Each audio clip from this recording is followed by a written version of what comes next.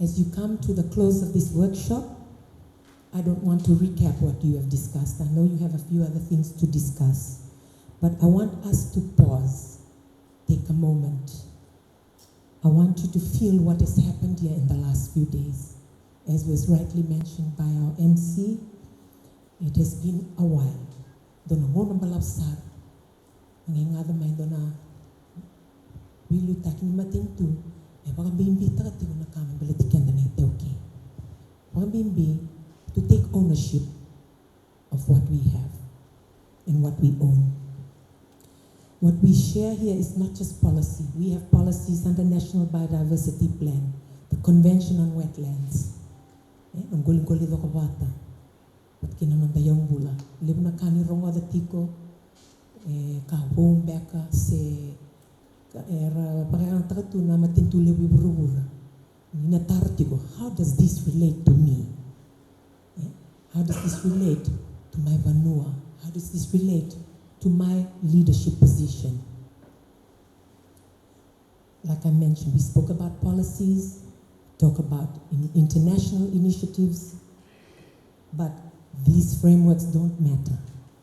And isanga niyanga, kebaka o isanga ni wakawili tiko kina, na itauke ni vanua. Isanga talanga niyanga doesn't matter if we do not, as a ministry, as a government, serve you. How does it matter? We have to assist you and to strengthen your ability to protect your reefs, to protect your rivers, to protect your resources. Where your children fish from, the mangroves that shield your villages, especially along the coastal areas, the forests that feed your rivers, and the land that carries the bones of our ancestors. In these last 2 days, and I just captured the end of it, you have spoken honestly. We want you to know as a ministry that you have been heard. We have been documenting everything you have talked about in the last few days, which will inform not just our policies, but also the ability to empower you to take what government is providing all the way down to grassroots level, to the village level, to each person that lives in your villages and communities. You told us that representation must be real, that resource owners, includes myself, we cannot just be spectators in decisions. With your voices, we must sit at the table where decisions are made, not as a formality, but as equals. You talked about traditional titles, not just as paperwork, but this is the core of our identity. When you speak with certainty, you speak with authority, and with the full weight of the vanua behind you. You spoke about Yaumbula, about the traditional systems that have protected nature for so long before even modern conservation came into the picture. But these are not only just systems that we live with every day, they are systems that must be respected, that must be strengthened and supported, not replaced. We talked about climate change as a lived pain. Storms that take our homes, seas that creep closer, reefs that turn white, food security that becomes uncertain. Just a few weeks ago, you experienced a water spout or a water tornado, unheard of in Fiji. But it happened and it destroyed a home. It could be any of us and our communities living on the coasts or our islands out in the sea. It could be any of us. You're reminding us of a truth that we mustn't forget. We cannot depend on foreigners for conservation. We cannot depend on tourists to come in and clean up after us. We can't depend on donors. We Can't wait for the next project and the next budget. True conservation lies in the heart of Itoke identity. It's who we are. Is our sacred responsibility as custodians of the land and of the sea.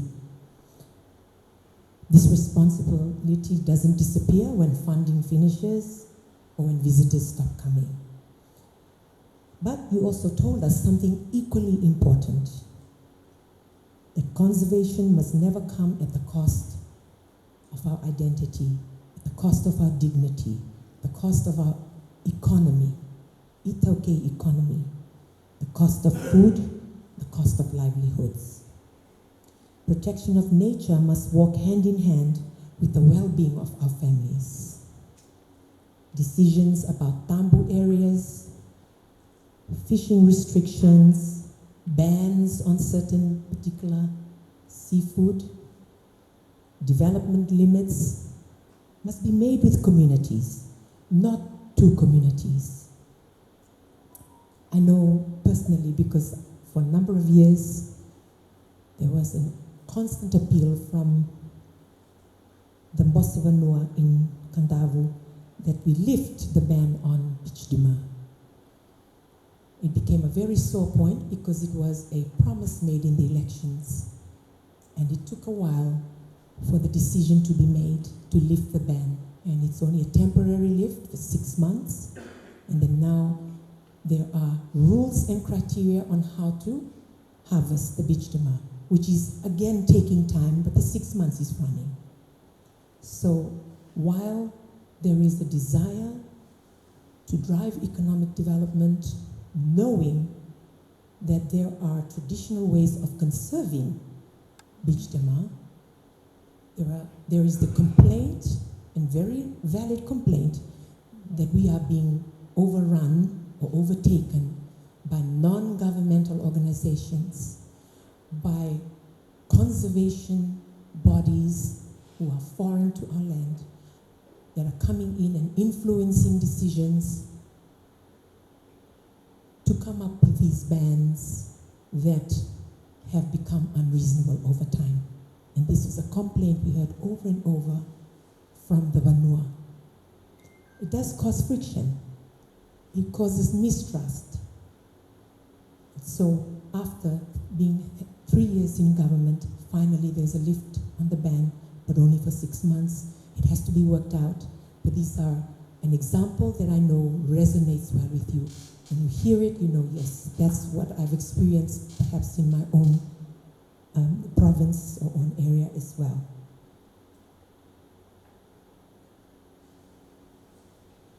From Ba, hear about your resilience in the face of bleaching reefs and cyclone-damaged mangroves.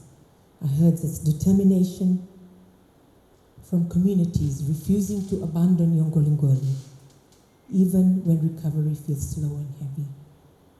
From Ra, we hear hope. Stories of villages that didn't wait to be rescued.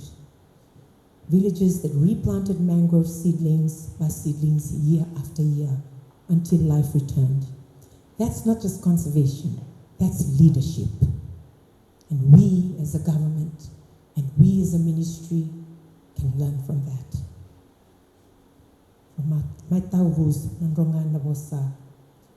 We heard about the weight of balance, perhaps similar to Sanamba, balancing tourism with tradition. Agriculture and ancestry, development and protection. You hold places that belong not just to Fiji, but to all of humanity, but you carry this burden daily. Let me say this clearly, and please remember this. You are not just beneficiaries of conservation, you are its leaders, and we need you. Government needs you to work hand in hand with our traditional leaders if we are to see any form or semblance of protecting our Yambula, working together in a way that is sustainable, but also strikes a balance for the well-being of your families and your people. The future of our environment cannot just be decided here in this conference room. It will be decided in villages. There is a protocol, there is a process. In your Tekina meetings, in your Yabusa meetings, in your village meetings, of course, Bosbanua, and all the way up to the Bosnia Sana. Your traditional knowledge and your traditional practices, it's not just something that's in history. It's actually wisdom that we can all learn from. The Tambu system, rotational harvesting, seasonal closures, these are not old ways. They are proven ways. Seasonal, not indefinite periods of Tambu that can become unreasonable. Our role as government is to stand with you and strengthen them. As minister and as a ministry, we do not take lightly what you have shared. We make commitments to you, not as promises, but as responsibilities that we accept openly. We will work to ensure genuine resource owner representation at national decision-making tables. So we hope what we gather here, and in an effort to ensure that it reaches national decision-making, we need to have line ministries that deal with our resources as well, so that we're not just talking amongst ourselves, but we also have other ministries that should be involved to get this information as well, and that is upon us. I noticed on a chart written out that about information hub, very important to have data. Our meetings must translate into a commitment as well to collect this data. And who better to collect that data but you in the villages, because you live it every day. So it's our responsibility to reach out to you and collect data, because data informs good policy. It informs good policy. Evidence-based, evidence-driven policy. It's really important. We continue to work to get green financing as well as funding accessible. Even I, when I came into the ministry, and the PS knows this, I sat for a good few hours to understand about this whole issue of climate financing. And I was briefed on it, which took some time. Then my question after that was, I had one question. How does this funding get to the everyday Fijian? How does it assist our communities? And yes, it has been happening. There's climate financing going into infrastructure. So a lot of basic services provided by government, like infrastructure, you're looking at climate resilient projects on a large scale. Yeah? So we're looking at nature-based seawalls as well. We're looking at, even if there's some offending by certain organizations, there's also cleanups that happen. And over a certain period of time, we monitor that and do compliance. But it still comes back to that. Yeah? How do we then reach you in communities? And that's always a challenge that we take on as a ministry, to work with other line ministries, whether it's rural development, whether it's infrastructure, whether it's Itoke affairs, all these other ministries that have been accessing this climate funding and using it on a macro level. We would like to see them go down to community level. And that's a challenge we take on. And it is informed by what you have shared with us today in this last few days. But I would like to just leave a very humble request with you. I know it's easier to say this, but I do mean it. Because you already hold the knowledge, you already have the experience, you already have the strength,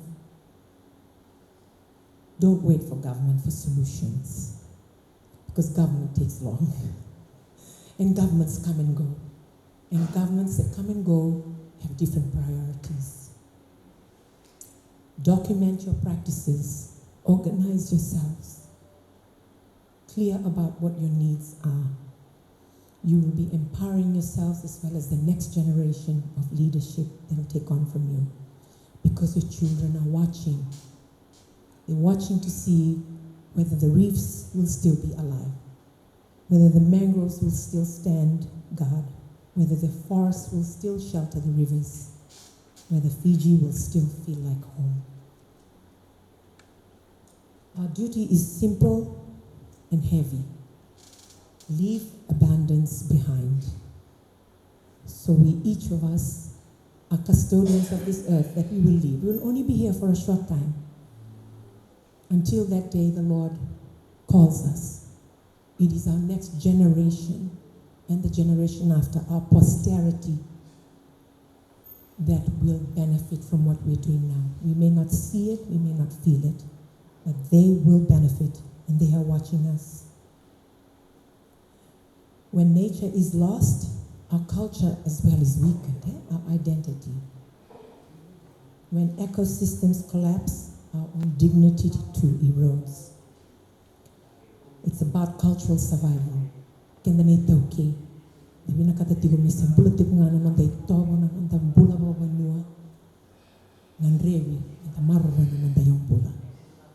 And as a government, we're here to assist you, but you are the leaders. You are the stewards to take this forward.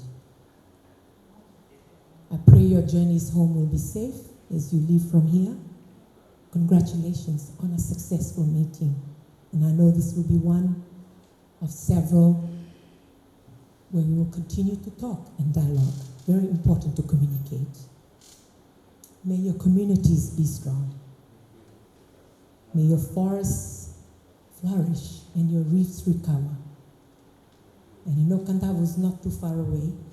So we share the same ocean, the same space. So we are very invested in this as well. And we hope that there will also be an Eastern Division convening of such nature where we'll be represented as well from the maritime provinces. We hope one day our generations to come will look back and say, they protected what mattered. And we will be right here, leaving a legacy behind. What do we leave behind for our generations to come? And with those few words, once again, I want to say a big vinakapakalevu for making your time to be here. It's my job to turn up here. I can never be too busy for this. But I enjoy these meetings and coming to meet each of you. I just want to say humbly, vinakapakalevu, God bless you all and God bless Fiji. Naka.